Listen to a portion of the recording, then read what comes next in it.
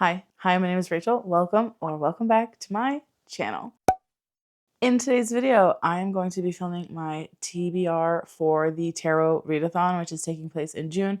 And this is hosted by Noelle from Noelle Sunday and Deja from Deja's Book World. I will have both of them linked down below, as well as Deja's and Noelle's announcement videos. So make sure you check those out in the description if you want to watch. I will not be explaining the entire readathon because that is a lot of work, which is why I have linked those two videos for you. So as I do my TBR, you kind of can catch along and understand what's going on.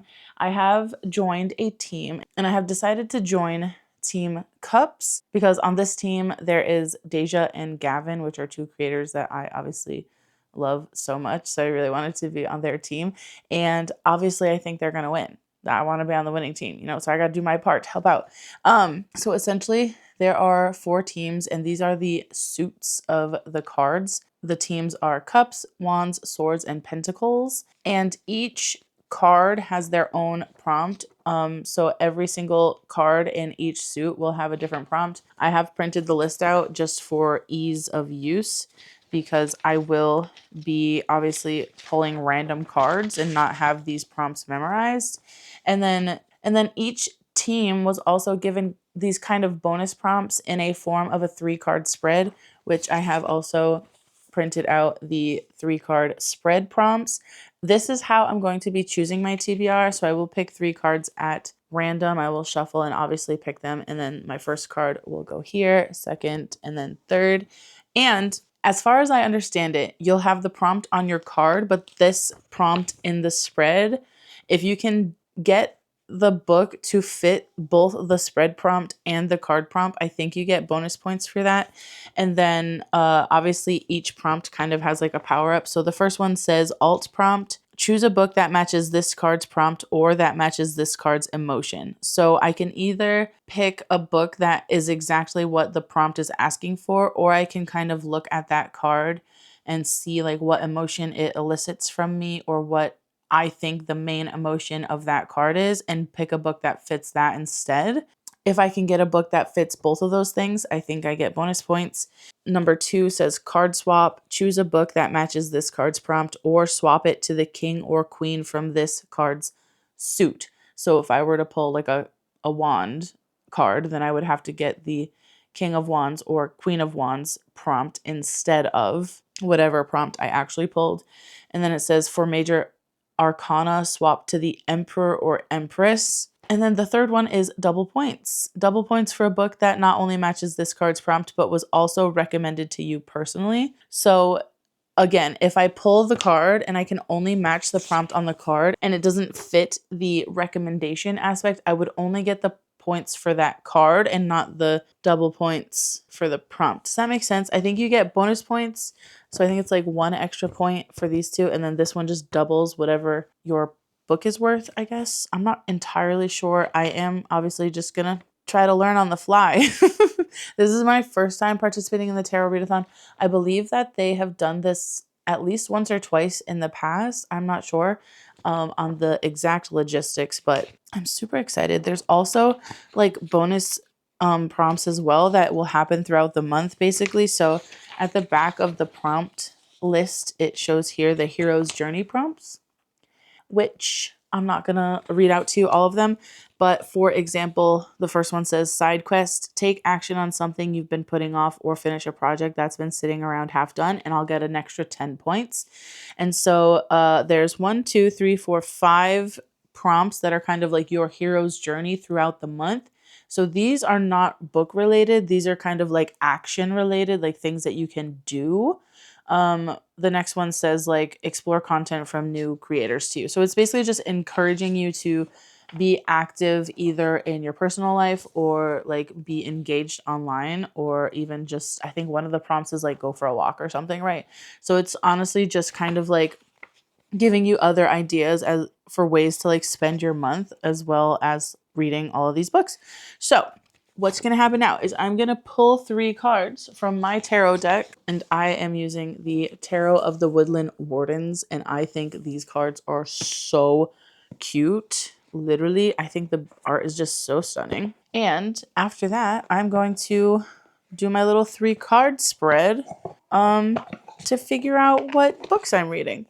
I will probably change the view of the camera so you can see me pull the cards and see me do the spread. And then we'll jump back over here after I've pulled my cards to pick the books that will match them. First, I'm just going to kind of shuffle my cards a little bit, wake them up, say good morning to my cards. And then I'm just going to kind of think about reading books, and I'm going to just do, you know, we gotta hope the cards are going to work in our favor here. So I'll just do some shuffling, see if any of these cards kind of call to me.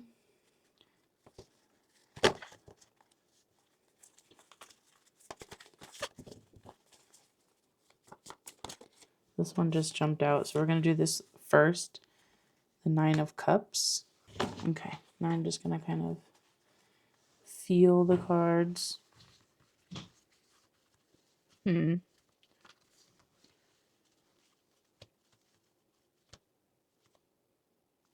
Ooh, this one. That one felt good. Alrighty. 5 of Arrows for the second one. And now for my final prompt. Oh my god, so many cards fell out. I had 3 cards fall out. 4 cards. I had 4 cards jump out, so let's see. Which one of these is the one that was trying to get out? It is this one. Ace of Cups. Okay, great. Now, I just need to find what these prompts mean. Hopefully this angle is similar to the first one. I don't remember how I had the camera set up, but we have our cards. So my first prompt, I pulled the 9 of Cups. Is that in frame? Great. The 9 of Cups. For my second prompt, I pulled the 5 of Arrows. And for my third prompt, I pulled Ace of Cups. Now, from how I understand it is that with the 3-card spread, like I could pull 2 3-card spreads right now if I wanted to pick 6 books for the whole month, or I could wait until I'm done, like with these 3 books, and then do another 3-card spread. And I think I'm going to opt for that version where I wait until I'm done with these first 3 books and then do another 3-card spread. I will probably vlog at some point in the month of June, but it will not be weekly vlogs like I did for Magical Readathon because my son is on summer break, so that's just not happening. But I'm sure at some point I will vlog something for the month. So I will do my best to vlog my next set of pulls. If I don't vlog it, I could even just do it as a short. So that way I can like keep posting for the readathon and stuff. But for now, let's find out what these corresponding prompts are. Ooh, okay. Okay, my first prompt is so good. The 9 of Cups says, read a 5-star prediction. I'm so excited. Now, I want to read a huge book for this prompt because I feel like there's so many big books that I really think I'm going to give 5 stars. However, I don't want to overwhelm myself because I also have company coming like the first week of June. And then again, like I said, my son's on break. So I'm trying to find a book that I think would be a 5-star prediction, but hopefully I can find one that's not too small. Let me take a second and look for that. Oh, I do also want to take a second to talk about the alt prompt. Choose a book that matches this card's prompt, so a 5-star prediction, or that matches this card's main emotion. It's up to interpretation. So if you look here, this alligator has his little arms crossed and he's kind of sitting there with his nose up to the air, and it's very smug in my opinion, almost in like a pompous way. So I'm wondering, like, do I read like a dark academia? Because I feel like they can be pompous.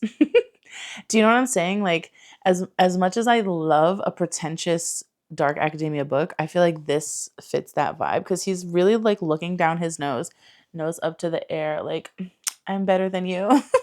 So I can either do the 5-star prediction or do the emotion. I think if I do both, I get the bonus point. I'm not entirely sure. We're just going to wing it here and I'll figure it out as I go. Again, I will be right back while I look for a book. Okay, so for this one, I am going to go with the prompt for my card, which is 5-star prediction. and I'm going to read The Fox and the Devil by Kiersten White. I read Lucy Undying by Kiersten White early last year, and I loved it. Like, literally, I devoured the book. It was such a fresh take on like the Dracula tale, where we followed his first victim, Lucy Westenra, in this like alternate reality of if they were real people. And this one is a retelling of Van Helsing. I believe that the main character is Abraham Van Helsing's daughter, and one day she finds him dead, and she kind of goes off on this like, you know, trying to figure out who did it. But the only thing she knows is that she saw a beautiful woman over his body and she left no trace behind. And I know that it is sapphic. I know that it's vampires. And after the way I was so enamored with Lucy Undying, I am so ready to read The Fox and the Devil and read this really, hopefully, incredible sapphic Van Helsing retelling, which is not something I thought I'd ever say. I'm really in a horror mood at the moment, and I don't think that this is going to be strictly horror, you know, but even though it's a fantasy-esque novel, vampires do kind of tread that line, right? So I think this will be perfect for the mood that I'm currently in.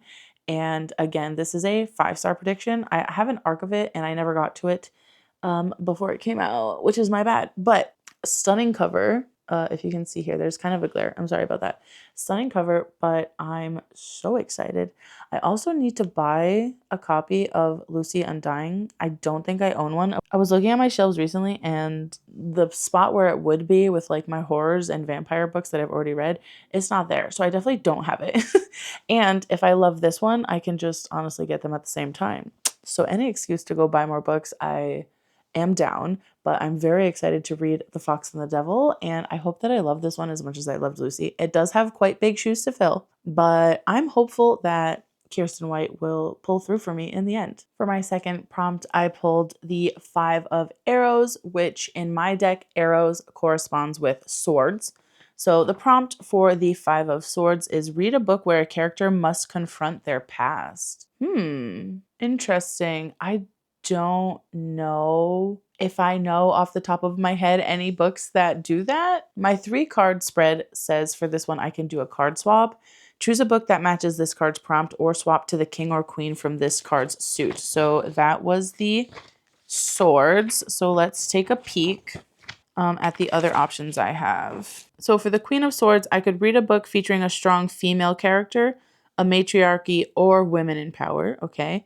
Or for the King of Swords, I could read a book with scientific elements, sci-fi, scientist characters, etc.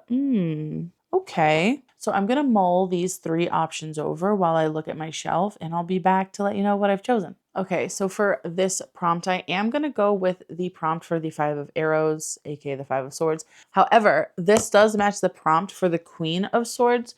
So this is a matriarchal society. There are only women.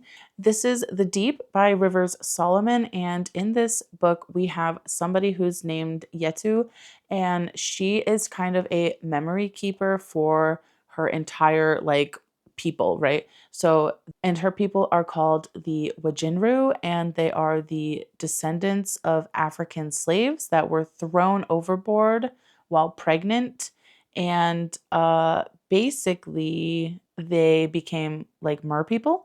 And so Yetu kind of is the person who holds onto the history of the past, all of these harmful memories that have been passed down like through generations of her people. She is the one that like holds onto those memories while everyone else is able to forget about them. So she quite literally is confronting the past on a regular basis. And it is a matriarchal, like female society, because these people came to be when slave owners threw their pregnant slaves overboard to basically dispose of them. Use your imagination on why that was. And so I chose this one. I've been wanting to read it for a long time, and I think like I just know it's going to make me cry. I read the first chapter in a try a chapter vlog last year, or maybe the year before at this point, I don't remember, but it was in my Reddit recommends vlog where I read books that they recommended by their favorite Black authors. So this was a very high contender in that video. But it did get beat out by A Master of Gin by P. Jelly Clark, but ever so slightly. Like, the only reason I didn't pick this one up at the time is because I knew it would make me cry, and now I feel like I'm in a headspace where like it's okay, like that. I think like I'm ready to feel that pain. You understand? Yeah, I just know it's gonna make me cry, and it's very short. It's only 155 pages. I'm trying to pick sort of shorter books, at least for this first pull, because I would really love to get to do a second 3-card spread. So I'm trying not to pick huge books. There was one book that I really wanted to pick for this prompt, but it was like 560 pages. But I feel like this one fits better because it does also fit the Queen of Swords prompt. So I had to go with this one because it fit 2 out of those 3 options, you know? And for the Ace of Cups, my final pull, my prompt is read a book that will fill your cup with joy. And for my 3-card pull prompt, I get double points if I can read a book that not only matches this card's prompt, but was recommended to me personally. I think I can do this. Let me mull it over. I will be right back. Okay, for the Ace of Cups, which is to read a book that is going to fill my cup with joy. And it also gets me the double points because it was recommended to me personally for my 3-card spread. I'm going to be reading The Governess Game by Tessa Dare. This was recommended to me personally by Faye from Books and Chocoholics. She basically recommended Tessa Dare as a whole to me personally. So I'm counting this one specifically. This is the second book in the Girl Meets Duke series, where the first one was The Duchess Deal, and then this one is The Governess Game. I don't actually know the plot of this one, so let me look it up for you. The accidental governess. After her livelihood slips through her fingers, Alexandra Mountbatten takes on an impossible post, transforming a pair of wild orphans into proper young ladies. However, the girls don't need discipline, they need a loving home. Try telling that to their guardian, Chase Renaud, Duke's heir in the streets and devil in the sheets. The ladies of London have tried and failed to make him settle down. Somehow Alexandra must reach his heart without risking her own. Of course, classic. Alexandra Mountbatten was a side character in the first one. She was friends with the main character of the story. They kind of all became this like group of girls who live, I think, in the same area at the time or whatever. But I'm assuming all of those ladies in that core group, because they were all single, are going to be the characters that I meet throughout this series. I don't know if this is a trilogy or if I think there were 4 girls, so I would assume this is a 4-book series. But basically, this is going to bring me joy because when I read The Duchess Deal by Tessa Dare, it was just pure entertainment. Head off, silly, goofy time, lots of fun, still well written, even though it is like a fluffy, you know, historical romance. And I just know that I will fly through this one, which will also bring me joy because I hate when you're reading a book and you feel like you're slogging through it forever. So, for multiple reasons, I think this will fill my cup with joy. I'm hoping it will just make me chuckle. The banter in the first book was really good, so I feel like Tessa Dare will do a good job as well of making the dialogue just feel really like natural, which is usually one of my biggest quips with romance. I feel like sometimes the dialogue feels really like inhuman and weird, like cringy, but to like a to too much of a degree, right? But I fully have faith that she will help me get through this one, and I think I'm gonna like it. I don't know if I'll give it a 5 stars. It's not really a 5-star prediction, but it is a I'm gonna like it prediction. Well, those are the first 3 books I will be reading for the Tarot Readathon. I don't really have much to hold up. I just have my Kobo and 1 book. This is it. This is what I'm reading. I didn't like intend to pick 2 ebooks. I am trying to get through a lot of my physical TBR this summer, so by the time I get to my birthday, I don't feel guilty about buying a couple more books. But, you know, it is what it is. I think I will probably also in the month of June. I don't have it here with me. I am also going to start the next Dungeon Crawler Carl book that I am on currently, which is book 5. That's here. So that at some point will also be read. If I can squeeze it in for the next 3-card spread, that would be great. If not, I'm still going to try to get to it. And I will also probably be reading more Witch Hat Atelier. I honestly could have used that for this final prompt, that will fill my cup with joy, but it wasn't recommended to me personally. I just saw a lot of good things about it online. So I wanted to get one that I could get the double points for because I want my team to win. Okay. So I will definitely still be reading Witch Hat Atelier. I am on book 5 for that as well. So without further ado, if you've made it this far in the video, leave a playing card emoji, obviously, down in the comments, and I will see you in the next one. Bye.